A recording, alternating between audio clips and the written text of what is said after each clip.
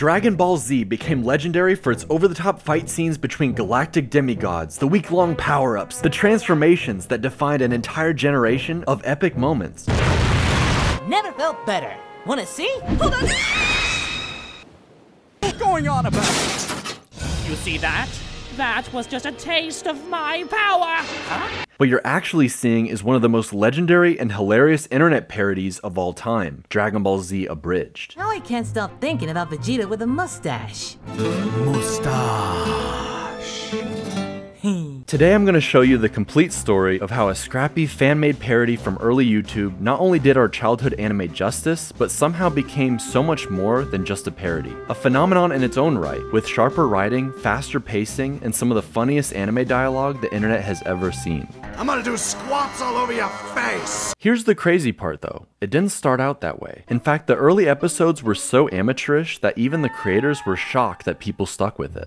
How do you people do it? How did anyone do it? So how did Team 4-Star take what was just a humble joke project and turn it into arguably the greatest abridged series of all time? Back in the day, early YouTube was just becoming the Wild West of fandom, and DBZ Abridged hit like a spirit bomb. See, abridged actually means condensing something to its essence, trimming the fat and keeping only the good stuff. These series were fan-made projects where creators would take anime footage from the original show, redub it with their own comedic voiceovers, and often shorten episodes while exaggerating funny character traits. Yu-Gi-Oh! The Abridged series, all the way back in 2006, was the first major abridged series by Little Karibo, and after it laid the groundwork, others soon followed. One Piece, Naruto, you name it. However, none would reach the heights of what came next. By 2008, Team 4-Star, made up of Lanipator, Takahata 101, Kaiser Neko, and many others, would set the new gold standard. It's made of mahogany!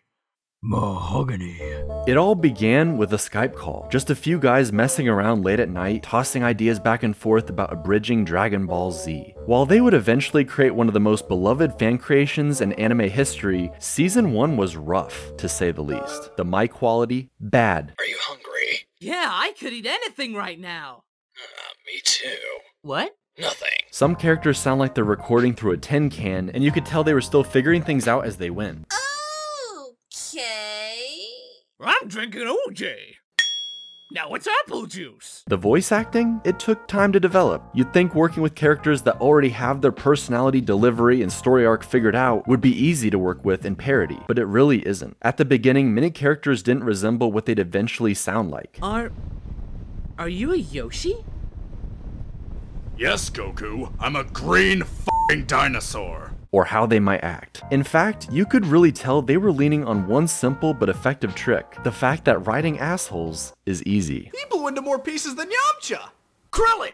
What? Almost nobody was safe from being an exaggerated jerk when they needed to be for a scene. That's all you appear to be good for these days, huh? Used your bitch foo on him? Because that kind of humor is a reliable crutch when you're still finding your style. I mean, I don't even think Krillin, the sweetest and most adorable training dummy with no nose, stops being a stupid bald jerk until he gets killed. On Namek, an entire season from now. Holy crap! So this is what being important feels like! But don't you worry, he gets his comeuppance.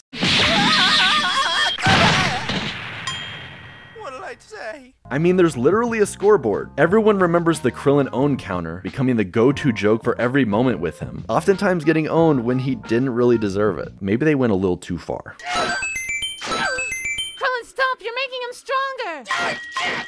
But we loved it, the longest running gag in the entire series. I might not be good for much, but I can lift. If we make it through this, I am going to rock his 4-foot world. But what about their other jokes? They were throwing out whatever pop culture references they could think of, some that aged poorly. The desolation, the ruin, the horror.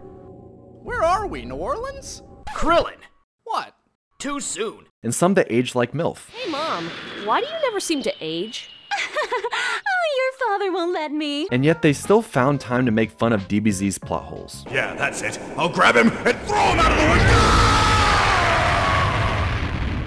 But while the voice acting and character writing were even then filled with hilarious performances that would only get better over time, it's the editing that sells every joke and often makes the difference. The editing was done by this magician, Kaiser Neko. His early episodes had barely any music or sound effects, and the lip flap matching was, let's just say, inconsistent. But in many ways, Dragon Ball Z Abridged is about the creators improving alongside their creation, and Kaiser probably grew more than anybody else across the entire series. His cuts became cleaner, the pacing tightened up, and just by episode 10 you could already see a huge improvement in the beginnings of what this project would become. Even small choices in early episodes became linked to the show's full identity, like how episodes would end on a joke, cutting off right as a punchline landed with the outro. Vegeta Jr., no! Only to then transition into a funnier stinger, or eye catch as the creators call it. Just how old are you? I am this many.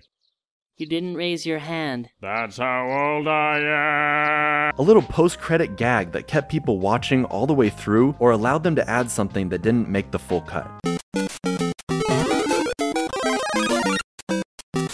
Season 1 also set up plenty of classic moments, like the growing Raditz joke and making fun of power levels. All with the same power level as Raditz. That's right. He was so weak, we could actually grow Raditzes! Yamcha's death pose being a classic meme. And we will win!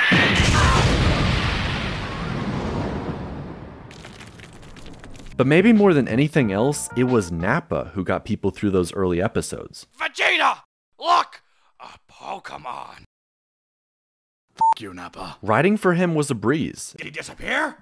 Or was he never there to begin with?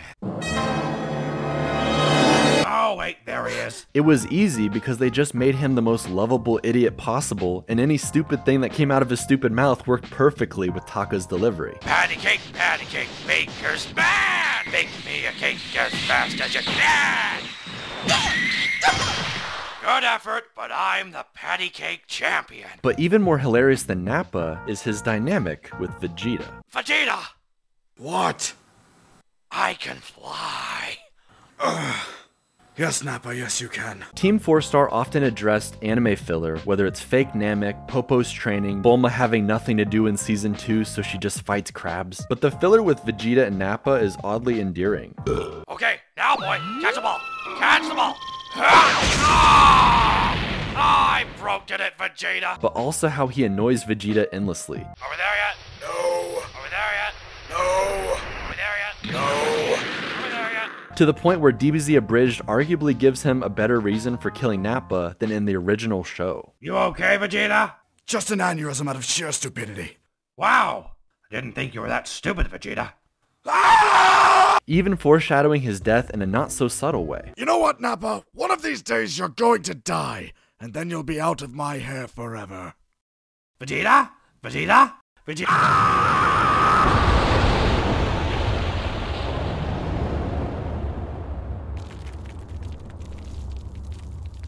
Vegeta now being the #1 threat, it was time for the final beatdown between him and Goku. But in a parody, this poses a different problem, similar to the over 9,000 joke that's been memed to oblivion. Vegeta! What does the scouter say about his power level? It's 1006. Really? Yeah, kick his ass, Nappa. What? I had the scouter upside down. It's over 9,000. How do you make one of the single most iconic moments in all of anime funny? Oh no no!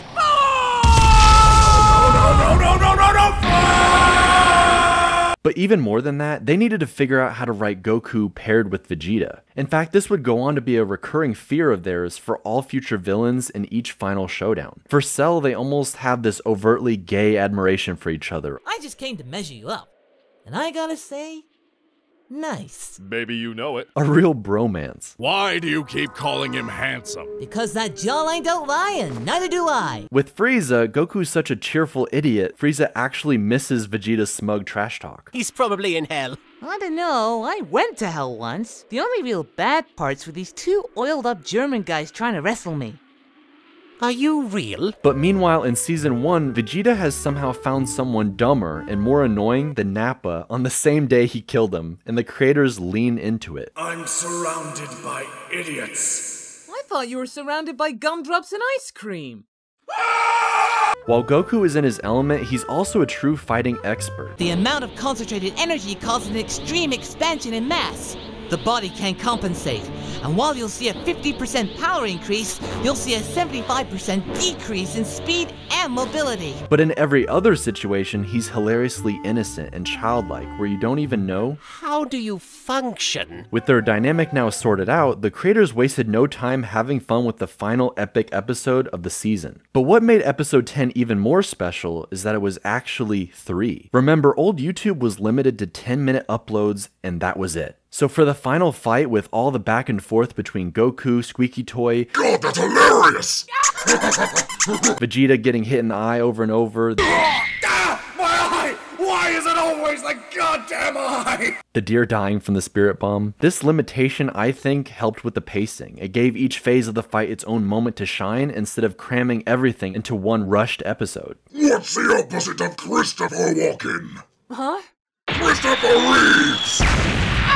By the end of Season 1, Team 4-Star wasn't just making an abridged series anymore, they were building something bigger. The voice acting was already improving, they were refining their voice as writers, and the editing was already leagues ahead of where they had started. They even began abridging each of the DBZ movies, something no other abridged group was doing at the time to that degree of quality. Keep in mind, every one of them served as extra hours spent in the gym, honing their craft, forcing all the creators to sharpen their writing, improve their timing, and use humor in ways that enhance the story rather than just pointing out its flaws. While Season 1 was a little janky and amateurish, it ended spectacularly and laid the foundation for everything that was coming next. How high the ceiling has gotten is noticeable when you see the ground floor. And this was just the beginning. All uphill from here, right? Yep. Nothing to be ashamed of in Season 2, I bet.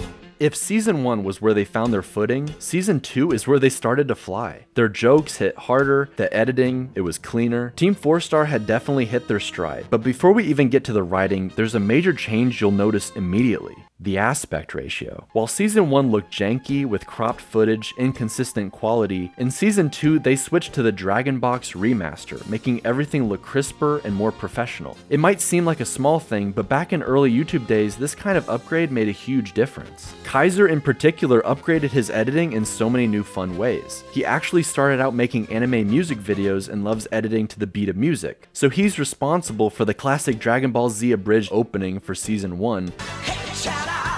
And changed it for each arc of the show. Also very adamant in the writer's room about committing to puns. What is that creature on your shoulder? This is my pussycat.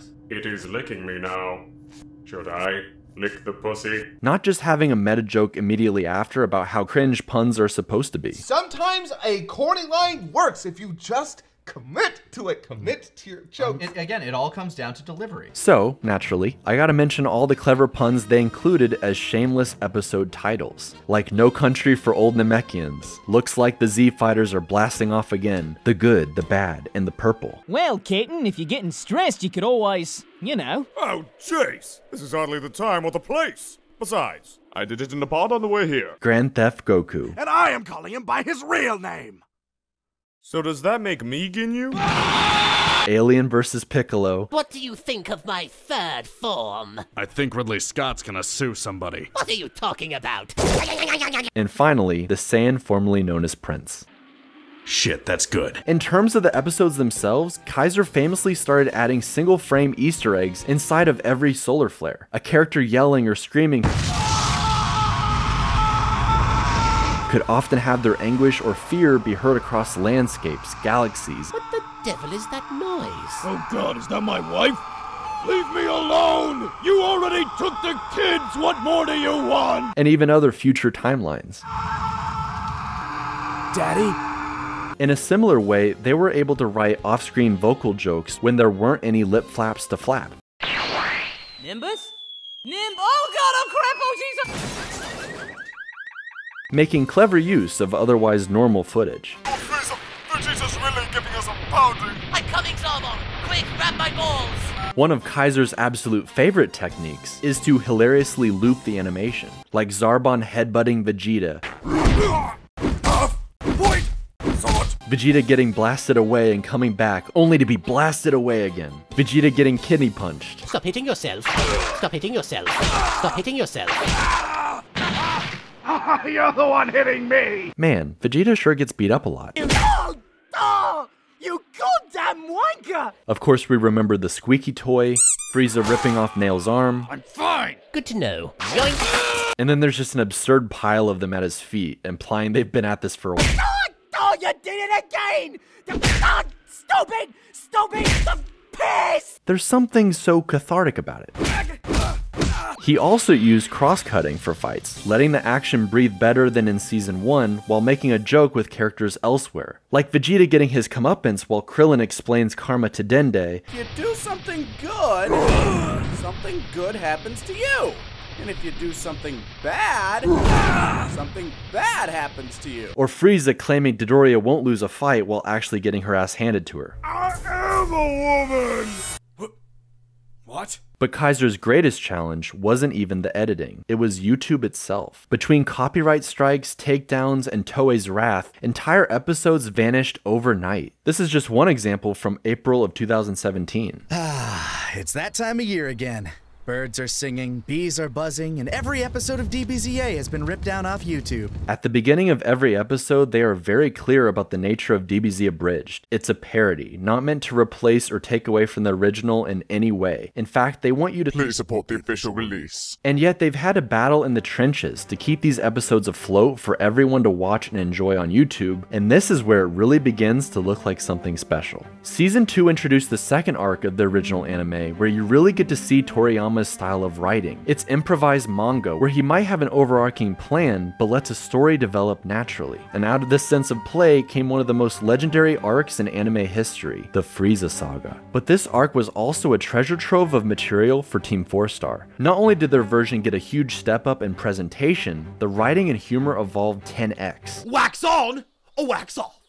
Yeah, go wax off. Could you speak up? I'm not wearing pants. And some of the most classic and long-running gags were also started in Season 2. Crap baskets. Flying around. Thwarting my plans. Thwarting your plans? Are you? No. I need an adult. I am an adult. Everything felt more fully realized, but that's also true of the characters and their dynamics, bringing them into sharper focus for the sake of comedy. While they did have jokes that they regret for being ultimately lazy or unnecessarily offensive, one such character they had a lot of fun with anyways was Zarbon. Down with another man beating your ass. Is it Wednesday already, Zarbon? I'm telling you, every line of this guy was innuendo. I hope you've enjoyed being on top, because I'm about to put you back on the bottom, where you belong. For better or worse, this created one of the most recognized jokes in the entire Abridged series. Freaky alien genotype. He's not even the most flamboyant character on Namek. Well, we shouldn't think less of them for it. Another fan favorite character they have fun with is Popo. It goes you, the dirt, the worms inside of the dirt, Popo's stool, call me, then Popo. Season 1 hinted at him being a little unsettling. Bye. Wait, what? But Season 2 takes it all the way. Holy shit, this dude has enough power. Like, granted they're young, but that's still Super Saiyan. Yeah. Like, he's able to just kind of, like, stop them. Yeah. So it's like, how strong is he? What if there's something more to that? Yeah, what if he is, like, this omnipotent being that's just there for the hell of it? Suddenly, that made him way more terrifying than he ever was in the original series. See you when you get back. Except, this season, you. Season 2 also introduces fun new characters on Namek. Those things on that person's chest. What are they? They look lovely. I wish to nestle between them. You are just adorable! Well, to be fair, most of the Namekians get wiped out, but at least we have Nail and Guru. Gather the rest of the Dragon Balls and wish for a plasma TV. Can I just call you Guru for short? Super Kami Guru allows this. Shame what happens to him. And now, I can die with a clear conscience. Uh-oh. But the best example of their own character development by far is between Gohan and Goku. This relationship is arguably the beating heart of Toriyama's classic story, but strangely enough, maybe it's even more important in DBZ Abridged. Team 4-Star loves to poke fun at Goku not being the most attentive father, which is weird enough to think about when they're all the way on another planet in mortal danger. I'm good. Hey, what's that over there? But they really lean into it, this clear characterization of Gohan wanting attention and praise, and time with his father, who arrives just in the nick of time, but is gone or dead just as quickly. Abandon me for a year with Piccolo! Send me off into space, and The next time I get to see you, you lost your damn body! Gohan just wants to be acknowledged. Hey, Krillin, that armor looks funny on ya. Hey, Dad! Hey, so are you that freezer guy? But instead finds himself developing a complex. My best friends are a 26-year-old dwarf and a giant green alien who constantly hits me. Better than my dad. At least they're around. Huh. Where did that come from? What's always made Gohan so fascinating to me as a kid was his hidden potential. How anxious and meek he could seem, only to deal more damage than anyone else manages to in a fit of rage. Whoa, Gohan! What the hell? Oh, I'm sorry, Mr. Piccolo. I didn't mean to snap like that. No, stay snapped! Stay snapped! He's so unlike his father, something Toriyama did very much on purpose, and it gave so much ammo for Team 4-Star to play with. Dodge! Dodge!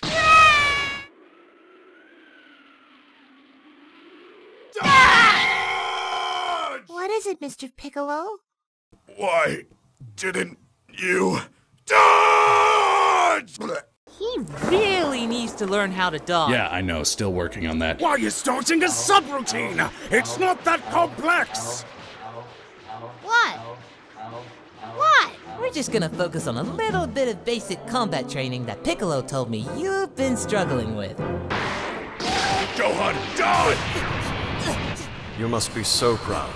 They didn't have to write Gohan. They cranked him up to 11. He's the honor student with the helicopter mom, who lets everything well up, and then is finally in a situation where he's allowed to curse. I'm gonna eviscerate you and use your gastrointestinal tract as a condom while I fornicate with your skull!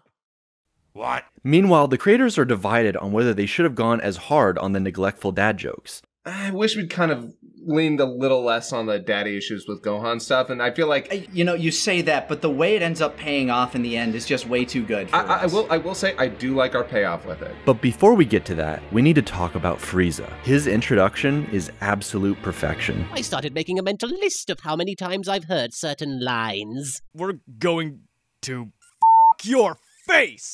Oh my! 12. Making his first encounter with Goku even more hilarious. I'ma deck you in the schnoz.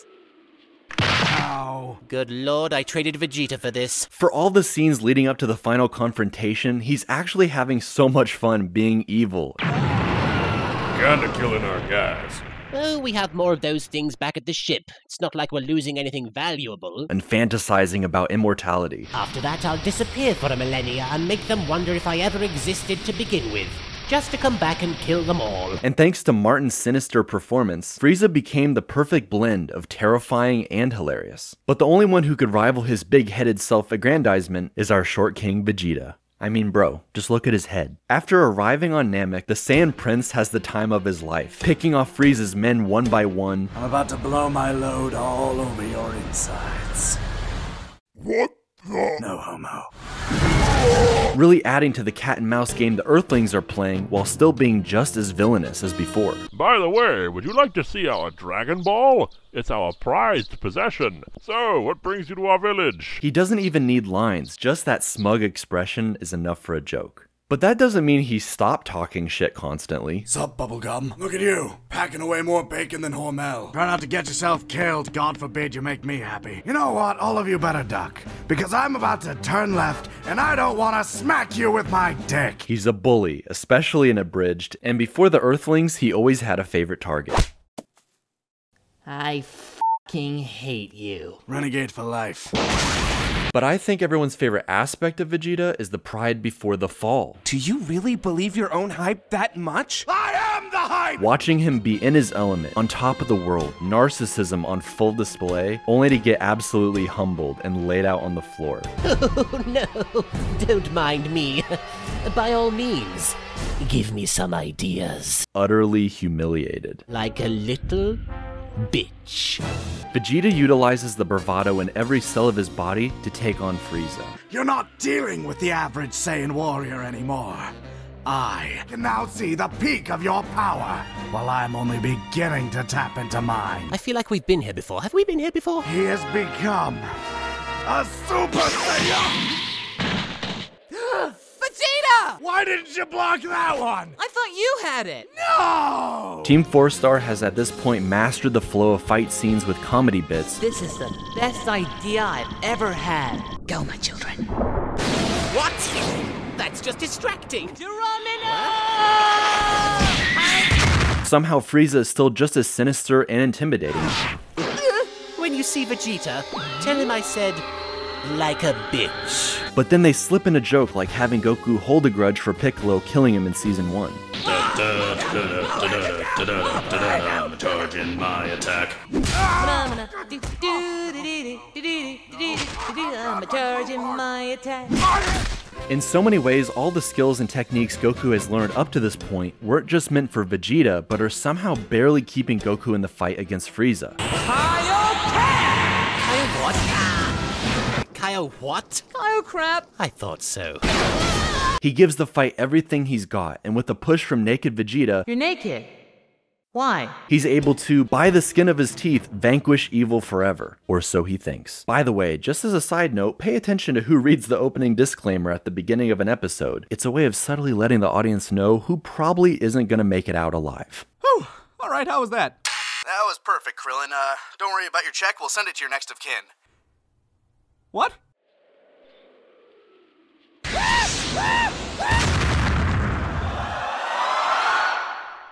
Called it. Team 4-Star knows when to lean into a joke and when to sit back and let the original have its magic. And this is one of those moments. Goku going Super Saiyan for the first time. It can't be some meme or fart joke. This is one of the most recognizable and influential moments in not just anime, but all of pop culture.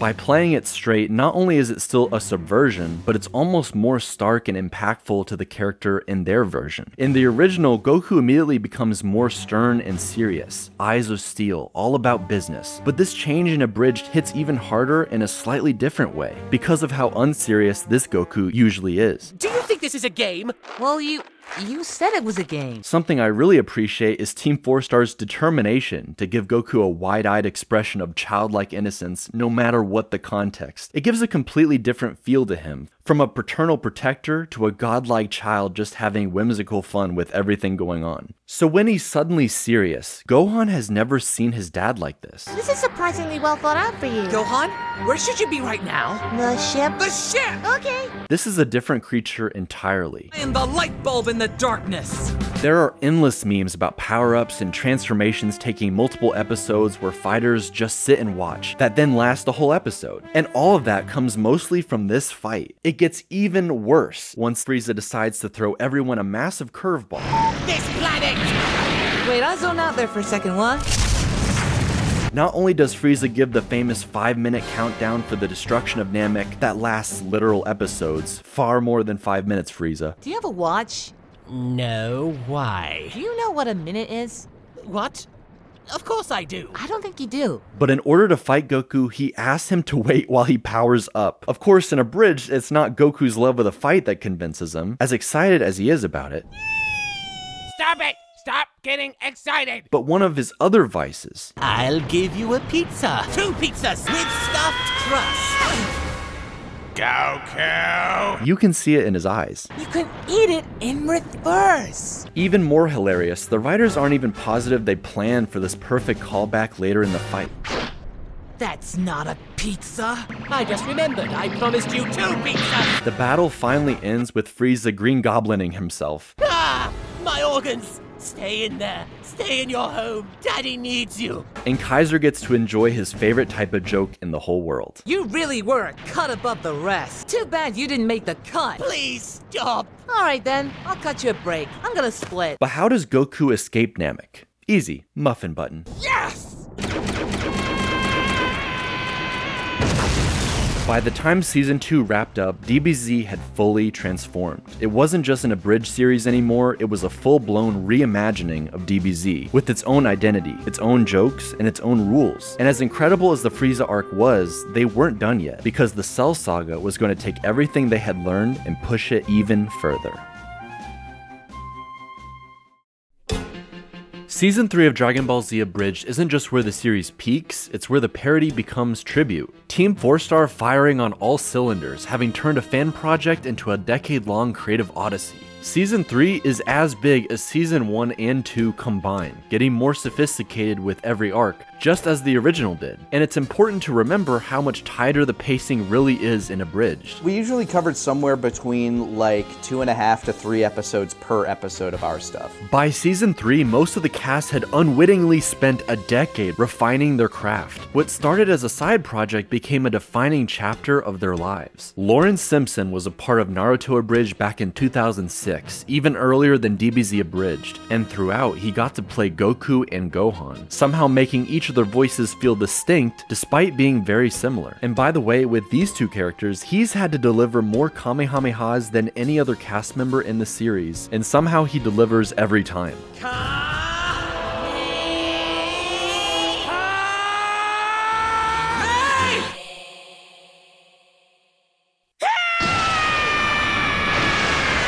Nick Landis grew up alongside voice acting his entire life, doing his own Yu Yu Hakusho Abridged as a kid that you can still go watch today. While in DBZ Abridged, he's a huge chunk of the recurring cast. Therefore, he's constantly in scenes talking to himself, starting off strong with Vegeta, Krillin. He eventually takes over Master Roshi, Roshi, what the hell? He said 1 week, I'm using it! Mr. Popo, and finally Piccolo. What the hell's a kami? It means God. Now bow. Kaiser, or Scott Frericks, the editor and veto-powered director, gets to play Trunks, his favorite character since trying to voice him as a kid. Oh man, this is gonna look great on my cringe compilation. In the creator commentary, they discuss a lot about where a voice impression is placed, be it high or low, head voice and chest voice, along with their inspirations and how to distinguish their characters. But Scott somehow ends up having to differentiate between several super similar sounding characters, like Berter, I am not slower than fucking Goldo! King Kai, He hung up on me. How the hell did he even do that? Yajirobe, Korin. Then there's also George Takei, Oh my. Damn it, Takei! Zarbon, and the turtle from Kame House. What? Bitch is a gold digger. He was also responsible for any pickups if they couldn't get someone back in the studio while he's editing an episode. What up, bitches? I'm here. Curtis Arnott, otherwise known as Taka, plays 2 of the most fan-favorite quotable characters in the entire series. Vegeta! The Pokemon's on my back. I'll use Rock Smash. But do you know who also lost his family? Batman. I don't know who that is. Na na na na na na na na Dende. He also plays Dende, Purunga, Guldo, all 3 versions of Cell. I think you're starting to see a pattern here. Let's give him a red character next. And one of my favorite outtakes is Chris Tao as Yamcha. Oh my god, guys, I don't know what we're gonna do here. I mean, I can't do anything. I'm a man. Oh god, I'm not a man anymore. I'm talking nonsense right now. That literally devolved into nonsense. But what's so special about these brilliant performances is how they interacted with each other, especially in season 3 when it became so much more of a character comedy. We had all the puzzle pieces at that point, now we just get to fit them in spots. Back on Earth, especially between world-ending events, characters enjoyed more mundane things. The greens have been running rather fast today. Mori looks like he's aiming slightly to the right of the hole, and good for par. And the Dragon Ball cast got a lot more screen time. Remember when we used to do stuff? You know, be out there with them and help? I remember that. They got to hang out and talk a lot more, showing off their dynamics as characters outside of the constant action. Because of that, none of these performances can live in isolation. I wanna be a Super Saiyan! I wanna! Piccolo, Nail, and Kami are a perfect example. While Vegeta used to have Ghost Nappa honestly as an excuse to have more Nappa lines. Shut up, Ghost of Nappa! What was that? I'm not crazy! You're crazy! Especially you, Nappa! Hey! It never fully worked in the same way it does with Lonely Piccolo, which has truly been the case since the very beginning of the series. Damn it, I'm lonely. Might as well check MySpace. Well, at least I have you, Tom. You're always there for me. But then they tested the water by having Nail merge with Piccolo. Little lower. If we had junk, you'd be gay right now. Fusing! And in Abridged remain as a schizophrenic voice inside his head. Your face is forbidden. Sadly, that was the best one up here. Shut it, Nail! They did give themselves an out by having him possibly disappear into Piccolo's subconscious, but it actually worked so well that when Piccolo was forced to also merge with Kami... Alright now. Lower. Yeah, not falling for that. They both remained inside his head. Did you just spin kick him? Why are you backflipping? To gain some distance. You can fly! In the case of Krillin back on Earth, we wish back Krillin. He apparently took out a life insurance policy on himself before going to Namek. They said, don't worry, there's no way you're gonna die out in space. Show them! Now all the money back on Earth goes to his twin brother. My new name is Juan Sanchez. Wait, your last name's Sanchez? And you just confessed to a lot of insurance fraud, which I recorded. But Krillin has never forgotten his real job, Legume Ex Machina. Sensu Bean! Where was my Sensu Bean? Sensu Bean! Why are you even here? Sensu Bean! Baldy, pass me a Sensu Bean. What, do you think I'm just giving these away? Because I'm not. When a goddamn Super Saiyan asks you for a Sensu Bean, bald man, you say how many? Do you need a Sensu Bean? Sensu Bean. Funny enough, while supposedly it's the androids who are hell-bent on destroying humanity, Hello, Dr. Jero. How are... I already did it. You dick! We were supposed to do that together! they end up taking something of a casual family road trip, You want to hit up the Zoo 16? I want to see the parrots. bonding with their new brother Android 16. Man, we need to get you a hobby. Acquiring hobby. Though admittedly it's on their way to kill Goku. Did he say Goku? Calm down, 16. He's not here. Just focus on your birds, buddy. Acquiring birds. He likes birds now. It's Android 16's one goal. Kill Son Goku, kill Son Goku, kill Son Goku. That's the word. And yet in the presence of the androids, he becomes something of a bro. Hello, bird. What is your name? Toriyama. But there's something even deeper about his character that DBZA gets to explore, and this is when the creators start to stretch their wings as writers, making some key creative choices. In the middle of easily the raunchiest episode in the entire Parody series, episode 56, is a heartfelt original creation. Team 4 start taking some of their own liberties with the character and also giving his infamous speech to Gohan later on even more gravity. What are you... Grow up. Huh? You act like you are the only one suffering. It's a lot more harsh and stern to Gohan than DBZ's version. Take a moment to consider that my father made me a soulless killing machine to kill your father. But I think it works. Very much like Terminator 2, one of the main inspirations for Toriyama during this arc, Android 16 is a simple-minded machine, able to distill the human experience and realities of violence. And while evil triumphs and your rigid pacifism crumbles into blood-stained dust, you are a coward. While still retaining his original nature. Please pick up my head and beat your father to death with... But getting back to the raunchiest episode, it's actually more of a horror movie. Go on, we're going to Kame House. He said 1 week, and I'm using it. What are you? With Goku finally home from all his adventures, everyone waits anxiously for the Cell games. Presented by Hitop. To determine the fate of the entire world. In and out, day in and day out. I didn't get a wink last night. I feel like a man dying of thirst watching another man drown. This is how the episode starts. Just a machine gun of innuendos with no escape. But we can't use the back door. Chi-Chi says I'm not allowed to anymore. Goku's instant transmission now has a silly popping sound effect. Bulma! Sex makes babies! Oh, and Chi-Chi's pregnant. Oh my god, congratulations! And man keeps forgetting to use it. Did he just remember he can do that? Your father's an idiot. Speaking of married couples, Goku and Vegeta. Then we'll see. Oh, hey, Vegeta. Nice shirt. You? Pink is a good color on you. Just take the compliment. Vegeta is just as prideful as ever. I am finally stronger than you! Neat! You! Reaching entirely new heights with his incredible Super Saiyan transformation. Looks like you just initiated your self-destruct sequence. And violent dismemberment of the walking, talking Windows XP text-to-speech. So then, before I put down the clown, let's put it to bed, shall we? Do you feel fear, android? No, please. But his biggest nerve remains. Because you're not as strong as... You pushed the Goku button. You shouldn't have did that. And it causes him to make self-destructive decisions. You know, the funny thing is, I know you're playing me, but you're right. But you know what's funny? Vegeta ironically feels like the glue keeping all the team assholes together. Vegeta. What? Nice shirt. He's a banter magnet. Why don't all you idiots just start showing up? Hey, Vegeta! I was f***ing kidding! Simultaneously feeling out of place, and yet he fits in perfectly. Does that third eye make you psychic? No, but it does help me see bullshit. He beats up on Yamcha, who can't really fight back. I'm giving you a 5-minute head start. Thank you. I'm going to need it. You're very fast. Oh no! Yamcha's been Yamcha'd! Meanwhile, Tenshinhan has a psychotic battle of taunts, playing chicken with Vegeta. Why do you antagonize him like that? You know he can kill you, right? At this point, it's a game. If he gives in, I win.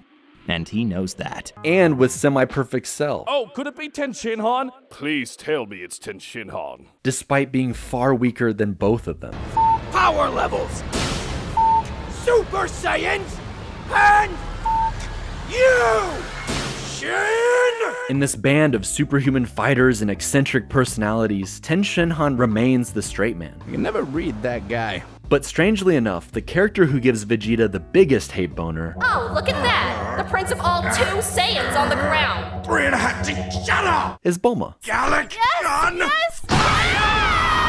You said you were wearing protection! I was wearing my armor! So yeah, anyways, Trunks is a thing, and let's just say Vegeta is not a fan. You f***ing failure! We both know I'm your son. And are you as disappointed as I am? I don't listen to bastards. Trunks has the perfect introduction. Yeah, it took me a whole 3 months to get that one down. A child trying to save the day in front of all his heroes, only to then realize what a dysfunctional group they all really are. What the hell is wrong with you? Oh, hey, it's Trunks! In particular, his father. Hey, Dad, do you want to train with me? But also seeing what little real fighting experience he truly has. His reckless actions leading to some extreme consequences. One of those consequences being something utterly terrifying. Hello, friend. They really lean into the horror of Imperfect Cell. I'll be right in. Right, what'd he say? Oh god, okay. What is that thing? No! Giving him presence and atmosphere and turning up the dial on the disturbing elements of the disgusting deaths left in his wake. How many people?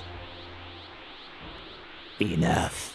It's still a parody and getting raunchier by the second, so Team 4-Star leaned even more heavily on innuendos. Oh, tell him about the part where I took an entire battlefield team at the same time. Other personality quirks of this schizophrenic being are talking to and even arguing with entire islands and cities. What I need you right now, Mr. Cell.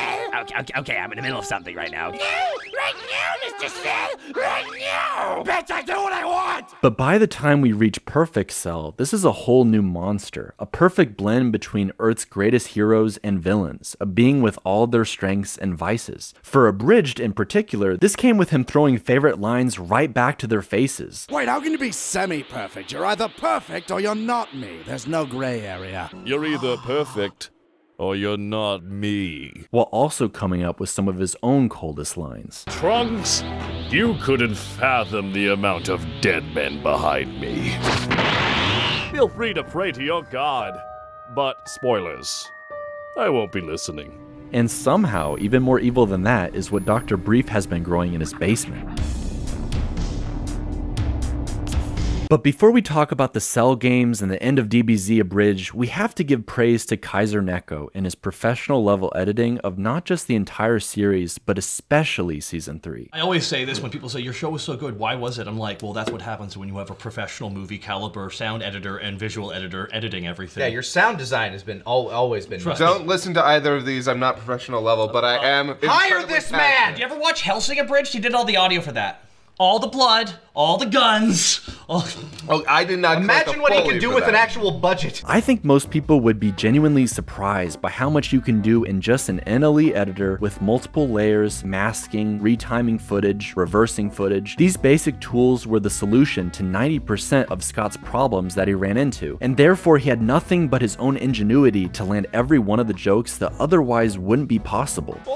Huh? Oh my god!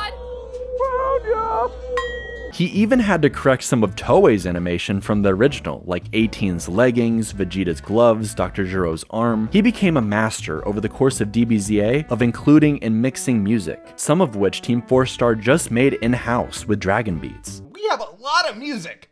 Like, we have albums of music that we created over the course of those like 15 years. We have parody songs, we have covers of songs that were like, like we did the Final Flash cover, and we've had parodies and new music. Like, it's pretty remarkable. He consistently had to replace backgrounds and use shots from different episodes or even movies. He used lip flaps very creatively, but it became such a tedious hassle that they had to finally hire someone to help do them. During the wait for the final showdown between Goku and Cell, the Cell Games was an actual hashtag on Twitter, and Team 4-Star released an animated parody series of their parody series, pitting Cell against the main characters in other animated series with some hilarious consequences. Team 4-Star still works on animated miniseries like Hiffle, writing for their established characters in a far less high-pressure setup, but Scott really wanted to stick the landing with Season 3. While the gap between final episodes was truly massive, he fully delivered. They say some of the best editing is meant to be invisible, and that's quite literally the case when he had to manually remove these filler characters from the background of the fight since they weren't relevant in this version. This entire show was truly Scott's baby, and you can feel his love for DBZ and their abridged project in every frame he's worked on. It's not just the editing. Everyone understood what this had grown into, because they had started to write the show more seriously and actually give emotional moments time to breathe. Some people accused them of writing fan fiction, or just creating another dub of the series instead of creating a wacky fourth wall breaking parody. Which a lot of people kind of say like, oh, it just became another dub of the show, which is insanely untrue. Anybody who thinks that Season 3 is an actual replacement for the real season needs to rewatch Dragon Ball. Team 4-Star knows their characters way better than anyone. They pay the ultimate respect to Toriyama while still inserting their own humor. However, the reason this abridged series captures the heart of Dragon Ball Z more than any other parody or alternate dub ever could is because of the moments you feel like you're watching your childhood show again for the first time. And that's what these final episodes really are. Cell and Goku have an impressive face-off, literally. But the turns table when Goku not only quits the fight and tags in the very unwilling Gohan, but I want you to know while I'm busy pounding your son, I'll be thinking of you the entire time. But then he proceeds to destroy Krillin's trust. Hey, Cell! Sensu beam! No! What? Why? What? I'm just playing fair. After plunging his son into mortal peril, Piccolo, Gohan's true father figure, steps up and berates Goku. Which concussion did you suffer that made you think any of this was a good idea? What? At this very moment, Piccolo is forced to show the depths of Goku's failing to understand his son. Unfortunately, you skipped one small detail. What's that? Gohan doesn't like fighting, you moron! And Goku couldn't be more confused. I need an adult. I am an adult. No, you are not. He's forcing Gohan into a corner. Piccolo! Krillin! Anyone! Nobody is here to save me this time. So excited to see his potential come out, not really seeing what a monster he's making. The first thing we do after you get back, after being gone for 1.5 years, is train. I know, I'm excited too. Yeah, okay. Once Cell smashes 16, Gohan breaks, creating a moment only matched by Goku's first Super Saiyan transformation. Gohan. I can't surrender at the turning point of destiny. And in a show this hilarious, it knocks you off your feet, disarming you with humor before giving a nostalgic memory like this all the grace and power it needs. With a determined look burning away the tears, he immediately looks like the villain, playing with his toys as he breaks them. I'm not done ripping the wings off this butterfly. Red flag. Kiddo? A cold rage we've never seen from him before. I know. I should throw him a goddamn sensu bean and let you fight him! Goku starts to realize too late that he needs to be a father. The emotion in his sacrifice is heavier than before. I guess I should go clean up my mess, huh? Goku? Goku! We get the most heartfelt moment in all of DBZ Abridged. Hey, son. Dad? What are you? I'm sorry. He has mere seconds to convey how he really feels to the person he never fully understood. Gohan went into that time chamber to train with him, but really it was to spend a whole year with his father, with nothing keeping them apart. I want you to know that that year we spent in the time chamber was the best year of my life. And it's a moment like this, after all the jokes and adventures, that we finally get to see the real Goku trying to fix his mistake, and we can't help but love him for it. Hey, King Kai, what should I do with Cell? Yep, that was in the joke folder for years, but we're not done yet. Allow me to reply.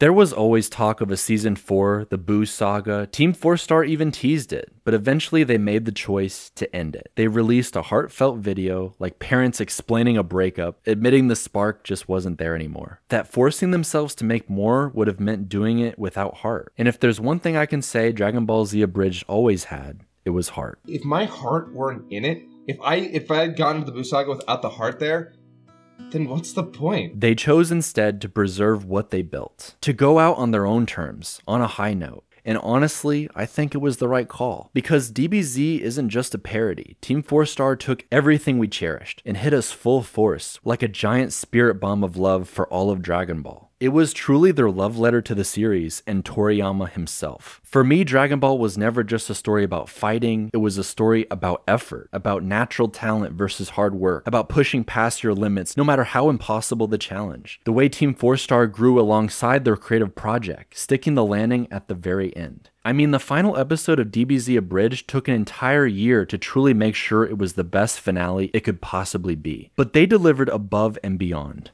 See? I'm not even close to that strong yet. They understood what Toriyama had created, why his story still endures in many forms, why it hits so hard. Because like Gohan's final beam struggle against Cell, it came from everyone. They ended it here not because they had nothing left to say, but because they had already said it perfectly.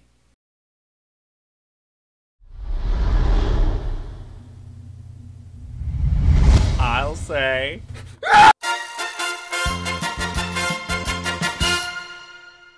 Get on the bed. Yes, ma'am!